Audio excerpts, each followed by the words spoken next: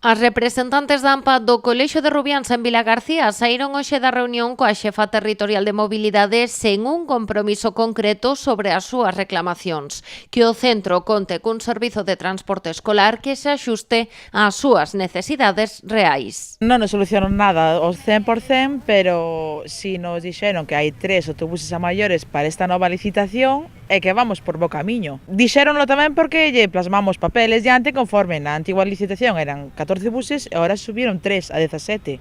O único cole que ten problemas en Villarcía, porque máis son para a zona de Villarcía, é o noso de Rubiáns. O sea, blanco en botella, pero non o queren confirmar hasta que se cerre a licitación. Segundo explicaron, a licitación das novas concesións pechará o 30 de novembro. Despois será a empresa adxudicataria do servizo quen defina os horarios e rutas. Unha vez cerrada a licitación e a empresa teña eses 17 autobuses, vai a ser quen decida como reorganizar rutas, que eso tamén dixeron, foi así. Entonces, os autobuses están, pero depende de moitas cousas. Por iso, a AMPA saiu da reunión con esperanzas, pero sen certezas de que a problemática que o centro de Rubiáns arrastra dende hai varios anos vai a solucionarse. Segundo denuncian as familias, o horario actual non só dificulta a conciliación, tamén afecta a saúde dos cativos usuarios do comedor. Así poderíamos entrar ás 9:30 e ás 2:30 baixan todos para o comedor e salir ás 3:30 como ahora, e que teñen media hora escasa para comer.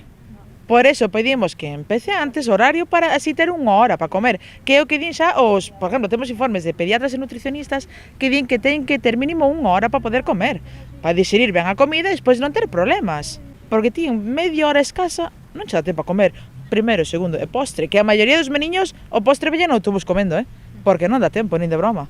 Que hai que marchar pitando que se va al bus. Calculan que a adxudicación do servizo de transporte escolar podería resolverse entre os meses de decembro e xaneiro. Polo de momento, dende a AMPA do Colexio de Rubiáns non dan a batalla por gañada.